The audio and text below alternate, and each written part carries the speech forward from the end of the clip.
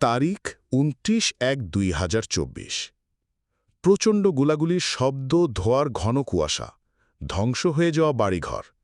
এরই মাঝে কিয়া পিকান্তো গাড়িতে চড়ে গাজ্জা শহরের তেল আল হাওয়া থেকে পালাতে চেষ্টা করছিল ৫ বছরের ছোট্ট শিশু হিন রজব, তার ১৫ বছর বয়সী কাজিন লায়ান এবং হিন্দের আন্টি, আঙ্কেল এবং তার আরও কিছু কাজিনরা।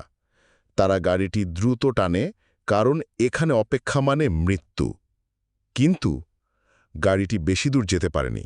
হায়নাদের ট্যাঙ্ক তাদের গাড়ি থেকে অল্প একটু দূরে, এই প্রায় ১৩ থেকে ২৩ মিটারের মতো।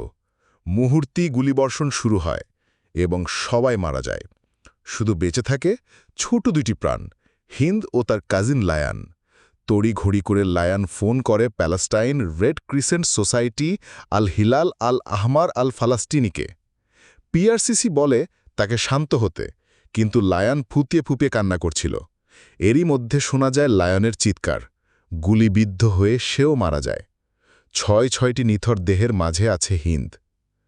লায়নের হাতের ফোন তোলে হিন্দ, পিআরসিসিকে বলে, অশ্রুসিক্ত নয়নে বলে, আমার চারপাশে রক্ত, আমি একা, সাহায্য করুন আমাকে, আমি ভয় পাচ্ছি, আলো চলে যাচ্ছে। এরই মধ্যে কয়েক ঘন্টা কেটে যায়।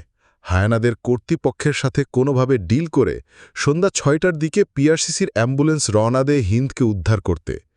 কিন্তু প্রশিক্ষিত চিকিৎসক কর্মী ইউসুফ আর আহমেদ নামতেই তাদেরকেও গুলি করে দেওয়া হয়। ২ জনই নিহত হন। এরপর সবকিছু নিস্তব্ধ হয়ে যায়। এর মধ্যে পার হয়ে যায় ২ সপ্তাহ। ২ সপ্তাহ পর ধ্বংসস্তূপে দেখা যায় অনেকগুলো বুলেট ছোড়া হয় গাড়িটাতে। কিন্তু জানেন কি, কতগুলো বুলেট ছোড়া হয়েছিল? গাড়িটিতে প্রথম ৬ সেকেন্ডেই ছোড়া হয়েছিল ৬৪টি বুলেট। সব মিলিয়ে প্রায় ৩৩৫টি বুলেট ছোড়া হয়। কল্পনা করতে পারেন কি, একটা গাড়িতে ৩৩৫টা বুলেট ছোড়া হয়?